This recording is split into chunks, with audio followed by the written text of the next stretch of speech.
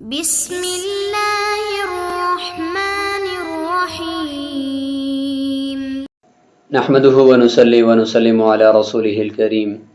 اما بعد۔ معزز طلبہ، اللہ تعالیٰ سے امید ہے کہ آپ سب خیر و عافیت سے ہوں گے۔ سبق نمبر 209 ہے اور فصل فی کیفیت الحد و اقامتہ، یہ فصل چل رہی ہے اور اس سبق میں ہم بات کرتے ہیں کہ حد زنا میں غیر محسن شخص کو کوڑے مارنے کا جو طریقہ ہے وہ کیا ہے، اس کو سمجھتے ہیں۔ قال يأمر الإمام بضربه بصوت لا ثمرة له ضربا متوسطا لأن علي رضي الله عنه لما أراد أن يقيم الحد كسر ثمرته، والمتوسط بين المبرخ بغير المؤلم لإفضاء الأول إلى الهلاك وخلو الثاني عن المقصود وهو الانزجار۔ فرماتے ہیں کہ امام جو ہے وہ ایسے کوڑے کے ذریعے سے کوڑے مارنے کا حکم دے گا کہ جس کوڑے کے آگے گرا نہ ہو، لا ثمرۃ لہ، جس کی گرا نہ ہو، اور مارنا کیسے ہے؟ متوسط مارنی ہے، زیادہ سخت بھی نہیں مارنا اور بہت ہی زیادہ آہستہ بھی نہیں مارنا کہ جس سے اس کو تکلیف ہی نہ پہنچے، کیونکہ حضرت علی رضی اللہ عنہ نے جب حد قائم کرنے کا ارادہ فرمایا تھا تو انہوں نے اپنے جو کوڑا تھا اس کے جو آگے گرہ تھی اس کو ختم کر دیا تھا، کیونکہ اس سے ہلاکت کی طرف بھی یہ لے جا سکتی ہے، کیونکہ گرہ جب کہیں پہ لگے گی تو ہڈی کو توڑ دے گی یا یہ کہ اندر گھس جائے گی، تو اس لیے فرماتے ہیں کہ گرہ کو ختم کیا تھا انہوں نے۔ اسی طریقے سے حضرت حنظلہ السدوسی کی روایت ہے، وہ فرماتے ہیں انس بن مالک کو میں نے سنا کہ وہ فرما رہے تھے کہ کان یؤمر بالصوت فتقطع ثمرته ثم يدق بين حجرين حتى يلين ثم يضرب به۔ فرماتے ہیں کہ اس کو نرم کیا جاتا تھا، اس کوڑے کو، اور اس کے جو گرہ تھی اس کو ختم کیا جاتا تھا، اور اس طریقے سے فرماتے ہیں کہ حضرت عمر بن خطاب کے زمانے میں ایسا ہوتا تھا۔ اس طریقے سے حضرت علی رضی اللہ عنہ سے مصنف عبد الرزاق کے اندر یہ روایت موجود ہے کہ انہ اتی برجل فی حد فضربہ وعلیہ کساء قسطلانی قاعدا، تو حضرت علی رضی اللہ عنہ کے اوپر یہ چادر تھی اور حضرت علی رضی اللہ عنہ نے حد نافذ فرمائی۔ والمتوسط بین المبرح وغیر المؤلم لافضاء الاول الى الهلاك، فرماتے ہیں کہ متوسط مار کون سی ہوتی ہے؟ تو فرماتے ہیں کہ وہ شدید سخت اور بغیر تکلیف پہنچانے والی کی درمیان میں جو ہوتی ہے، کیونکہ جو پہلے والی ہے یعنی شدید وہ ہلاکت کی طرف لے جائے گی، اور دوسری جو ہے غیر مؤلم یہ مقصود سے خالی ہے، یعنی مقصود ہے زجر کرنا، اور یہ اگر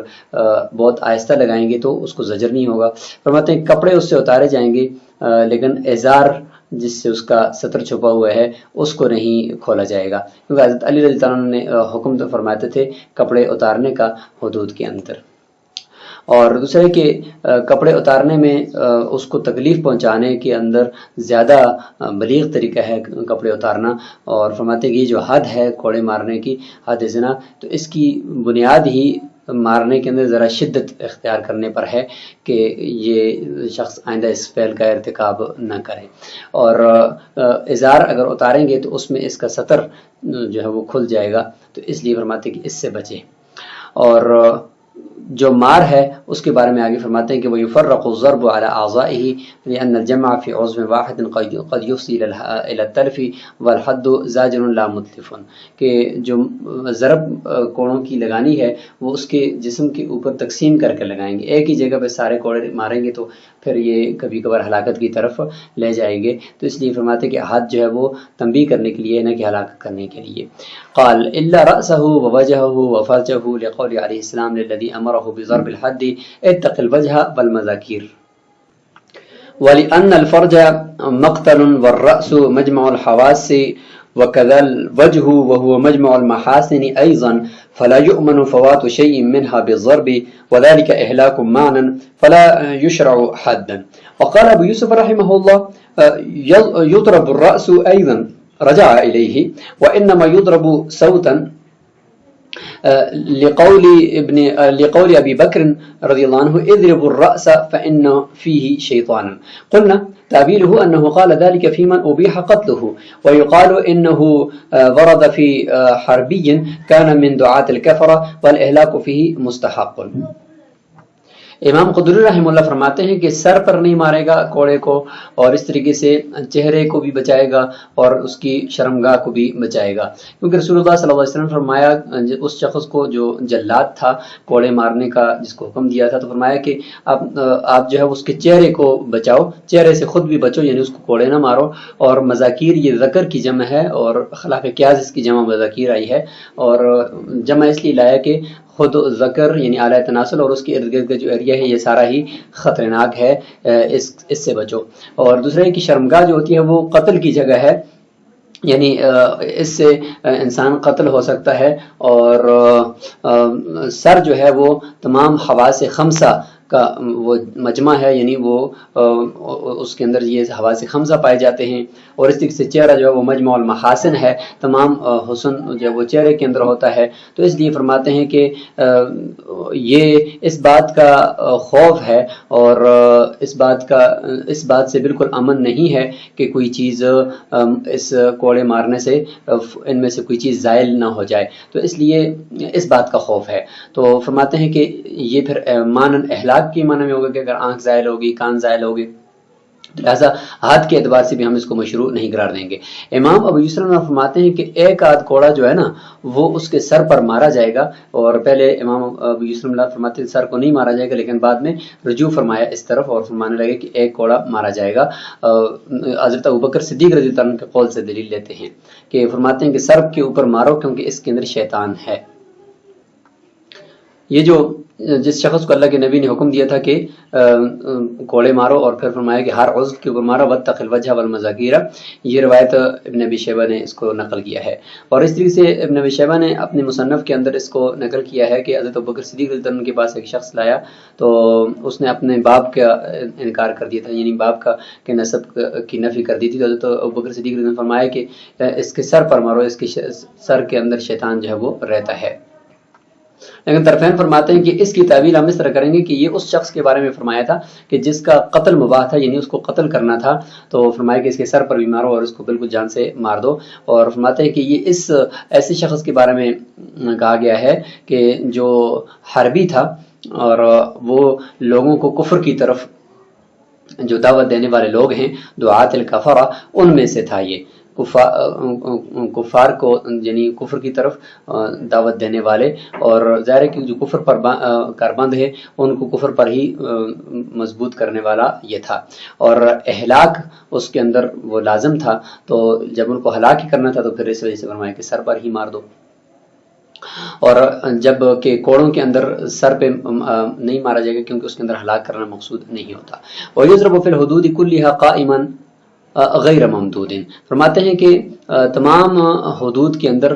مرد کو جب کوڑے مارے جائیں گے تو کھڑا کر کے اس کو مارے جائیں گے، اور اس کو غیر ممدود نہیں لٹایا نہیں جائے گا۔ ممدود یعنی مد کے دو تین معنی اور بھی ذکر کیے جائیں گے۔ لقول علی رضی اللہ عنہ یضرب الرجال فی الحدود قیاما والنساء قعودا ولأن مبنى اقامة الحد على التشهير والقيام ابلغ فيه، ثم قوله غیر ممدود یا غیر ممدود فقد قیل المد ان يلقى على الارض ويمد كما يفعل في زماننا، وقيل ان يمد الصوت فيرفعه الضارب فوق رأسه، وقيل ان يمده بعد الضرب، وذلك كله لا يفعل لأنه زيادة على المستحق۔ فرماتے ہیں کہ حضرت علی رضی اللہ عنہ نے فرمایا ہے کہ مردوں کو جب کوڑے مارے جائیں گے حدود کے اندر تو ان کو کھڑا کر کے کوڑے لگائے جائیں گے، اور عورتوں کو بٹھا کر۔ مصنف عبد الرزاق کے اندر یہ روایت موجود ہے۔ اور اگلی دلیل بھی ہے کہ حد کو قائم کرنے کی جو بنیاد ہے وہ تشہیر پر ہے تاکہ لوگوں کو بھی اس سے سبق ملے، اور اس میں کھڑا کر کے اس کو کوڑے مارنا یہ اس میں سب سے زیادہ بلیغ ہے، کیونکہ یہ سب تک بات پہنچ جائے گی اس سے اور سب کو نظر بھی آئے گا۔ پھر فرماتے ہیں کہ امام محمد رحمہ اللہ کا یہ جو قول غیر ممدود ہے اس کا کیا مفہوم ہے؟ فرماتے ہیں کہ اس کے اندر ایک مفہوم یہ ہے کہ ایک تو وہ ذکر کر دیا کہ لٹایا نہیں ہے، تو اس کو یہ ذکر کر رہے ہیں کہ زمین کے اوپر اس کو لٹا کر لٹا کر اس کو لمبا کیا جائے، یعنی ایک آدمی سر کی طرف اس کے ہو جائے اور ایک پاؤں کی طرف اس کو پکڑے اور بیچ میں پھر اس کو کوڑے لگاتے چلے جائیں، جس طرح ہمارے زمانے میں صاحب ہدایت فرماتے ہیں کہ ہمارے زمانے میں کیا جاتا ہے۔ اور ایک قول یہ ہے کہ کوڑے کو جو ہے وہ اتنا زیادہ کھینچا جائے، یعنی کوڑے کو اتنا زیادہ اوپر بلند کیا جائے کہ مارنے والا وہ اپنے سر سے بھی اوپر کوڑے کو پہلے بلند کرے اور پھر زور سے اس کے اوپر مارے۔ فرماتے اتنا زیادہ بلند نہیں کریں گے، اپنے سر سے اوپر نہیں لے کر جائیں گے، کیونکہ اس سے پھر شدید ضرب لگ کر کوئی عضو تلف ہونے کا خطرہ ہے۔ اور فرماتے ہیں کہ ایک اس میں یہ معنی بھی ہے کہ مارنے کے بعد، یعنی کوڑے کو جب جسم پر مارا پھر اس کے بعد وہیں سے اس کو کھینچنا، تو اس کے کھینچنے سے زخم زیادہ لگ سکتا ہے اور تکلیف زیادہ ہو سکتی ہے، جس کی ضرورت نہیں ہے، کیونکہ یہ سارے جو معنی ہیں یہ یہاں پہ مراد دیے جا سکتے ہیں۔ فرماتے ہیں کہ یہ سب کچھ نہیں کیا جائے گا، کیونکہ یہ جو مستحق ہے، یعنی اس کے جو اوپر جو سزا اس کو دینی ہے اس سے یہ زیادہ ہے، لہذا زیادتی نہیں کرنی۔ وَإِنْ كَانَ عَبْدًا جلده 50 جلدة لقوله تعالى فعليهن نصف ما على المحصنات من العذاب نزلت في الإماء ولأن الرق منقص للنعمة فيكون منقصا للعقوبة لأن الجناية عند توافر النعم أفحش فيكون أدعى إلى التغليظ۔ اگر غلام ہے جس نے زنا کیا ہے یا باندی ہے تو اس کو 50 کوڑے لگائے جائیں گے، کیونکہ اللہ تعالیٰ کا یہ فرمان ہے کہ سورہ نساء کے اندر آیت نمبر 25 ہے کہ ان کے اوپر، یعنی باندیوں کے اوپر نصف ہے جو دوسری جو آزاد محصنہ عورت ہیں، یعنی حد کا عذاب من حد کا نصف ہوگا۔ تو فرماتے ہیں کہ یہ باندیوں کے بارے میں یہ آیت نازل ہوئی۔ اور عقلی دلیل بھی ہے کہ رقیت یعنی جو غلامی ہے وہ نعمت کو آدھا کر دیتی ہے نا، غلامی کی وجہ سے جو نعمت ان کو ملتی ہے وہ بھی آدھی ہوتی ہے، جیسے میراث وغیرہ میں دوسرے اصولوں میں، اور اگر نعمت آدھی ہوتی ہے تو جو نقمت ہوتی ہے یعنی سزا ہوتی ہے وہ بھی بقدر نعمت ہوتی ہے۔ تو آزاد آدمی کی نعمت بھی یعنی ڈبل ہے تو اس کی سزا بھی ڈبل ہے، اور غلام کی نعمت بھی یعنی اس کو جو اس کی اچھائی کی چیزیں اور حصے ملتے ہیں وہ بھی کم ملتے ہیں، تو لہٰذا اسی کے مقابلے میں جو ان کی سزا ہوگی وہ بھی نصف ہوگی۔ تو اس لیے فرماتے ہیں کہ جنایت جو ہے وہ جب نعمتیں زیادہ وافر مقدار میں ہوئی، جیسے آزاد شخص کو نہیں، تو اس میں پھر جنایت بھی ذرا افحش ہوتی ہے، یعنی زیادہ فحش ہوتی ہے، اور پھر یہ جنایت سختی کی طرف لے جاتی ہے۔ اس لیے آزاد آدمی کو 100 کوڑے اور غلام کو 50 کوڑے۔ والرجل والمرأة في ذلك سواء لأن النصوص تشملهما غير أن المرأة لا ينزع من ثيابها إلا الفر والحشف لأن في تجريدها كشف العورة والفر والحشف يمنعان وصول الألم إلى المضروب والستر حاصل بدونهما فينزعان وتضرب جالسة لما روينا ولأنه أستر لها۔ فرماتے ہیں کہ مرد اور عورت حد کے اندر برابر ہیں، ان کو برابر حد جاری ہوگی، اور اس لیے کہ جو نصوص ہیں وہ مرد اور عورت دونوں کو شامل ہیں، لیکن کچھ فرق ہے مرد اور عورت کی کو حد لگاتے وقت۔ فرماتے ہیں کہ عورت جو ہوگی اس سے جو قاضی ہوگا وہ سارے کپڑے نہیں اتارے گا، بلکہ جو زائد اوپر اس نے فرق یعنی کوئی زائد پوستین وغیرہ یا کوئی زائد دوپٹہ ہے، بڑی چادر وغیرہ اوڑی ہوئی ہے، یا زائد کوئی کوٹ ہے، حشوہ یعنی جو اون وغیرہ سے بنے ہوئے جو کپڑے ہوتے ہیں وہ زائد کوٹ ہیں سردیوں کی وجہ سے جو پہنے جاتے ہیں، تو اس سے پھر اندر تکلیف نہیں پہنچے گی اس کو، تو پھر فائدہ نہیں ہوگا، اس لیے ان کو اتاریں گے، نیچے سلوار قمیص جو ہے اس کی چھوڑی جائے گی۔ کیونکہ ایک طرف اگر دیکھیں تو عورت کے کپڑے اتارنے میں اس کا سطر کھل جائے گا، اور دوسری طرف اگر دیکھیں کہ اگر اس کے اوپر ہم وہ کوٹ اور زائد جو لباس ہے اس کو اگر ہم چھوڑیں گے تو وہ پھر تکلیف یعنی جس کو مارا جا رہا ہے اس تک جو تکلیف ہے وہ درد ہے وہ پہنچنے سے مانے ہوں گے، تو یہ دونوں کام ہم نے نہیں کرنے۔ فرماتے ہیں کہ ایک طرف سطر وہ بھی حاصل کرنا ہے، فرماتے ہیں وہ حاصل ہو جاتا ہے بدون ہیما فینزعانی، جو زائد کپڑے ہیں ان کو اتارا جائے گا اور اس کو بٹھا کر اس کے اوپر کوڑے مارے جائیں گے، جیسے کہ ہم نے ماقبل میں روایت کر دی ہے۔ اور اسی طریقے سے فرمایا کہ یہ اس کے لیے زیادہ چونکہ استر بھی ہے یعنی زیادہ پردے کا باعث بھی ہے کہ اس کا کوئی سطر کھل نہ جائے کھڑا ہونے کی وجہ سے۔ قال وَإِنْ حَفَرَ لَهَا فِي الرَّجْمِ جَازَ، اگر قاضی رجم کے اندر عورت کے لیے گڑھا کھدوا دے تو یہ بھی جائز ہے، لأنه علیہ السلام حفر الغامدیۃ الی ثندوتها، وحفر علي رضي الله عنه لشراحة الحمدانية وإن ترك لا يضره لأنه عليه السلام لم يأمر بذلك وهي مستورة بثيابها والحفر أحسن لأنه أستر ويحفر إلى الصدر لما روينا ولا يحفر للرجل لأنه عليه السلام ما حفر لماعز رضي الله عنه ولأن مبنى الإقامة على التشهير في الرجال والربط والإمساك غير مشروع. فرماتے ہیں کہ اگر اس کے لیے یعنی عورت کے لیے گڑا کھود دیا جائے رجم کے اندر تو یہ درست ہے، کیونکہ رسول اللہ صلی اللہ علیہ وسلم نے حضرت غامدیہ کے لیے گڑا کھودا ہے اس کے سینے تک. اصل میں سندوا تو کہتے ہیں مرد کا جو پستان ہے اس کو کہتے ہیں، تو یہاں پر سندوا کا جو ذکر ہے اس سے مراد بھی عورت کا جو سینہ ہے اس کے سینے کی حد تک اس کو کھودا گیا. جیسے کہ یہ روایت ابو داؤد شریف میں موجود ہے کہ ان نبی صلی اللہ علیہ وسلم رجم امرأۃ فحفر لها الى سندوا. اس طریقے سے شراحہ ہمدانی قبیلے کی عورت اس کو جب رجم فرما رہے تھے تو اس کے لیے گڑا کھودا ہے. وَإِن تَرَكَ لَا يَضُرُّهُ، اور اگر گڑا نہ کھودے ایسے ہی اس کو بٹھا کر رجم کر دیا جائے تو اس میں بھی کوئی نقصان نہیں ہے، اس لیے کہ رسول اللہ صلی اللہ علیہ وسلم نے اس کا حکم تو نہیں دیا نا، صرف فعلاً ایک کام کیا ہے. اور فرماتے ہیں کہ وہ خود بھی اپنے کپڑوں کے اندر چونکہ مستور اور چھپی ہوئی ہے تو اس لیے بظاہر اس کے لیے گڑا کھودنے میں بھی کوئی حرج نہیں ہے، لیکن اگر گڑا کھود دی تو اس کے لیے زیادہ اچھا ہے کیونکہ اس کے لیے سطر کا باعث ہے، کہیں پتھر لگنے سے اس کا کوئی لباس پھٹ نہ جائے.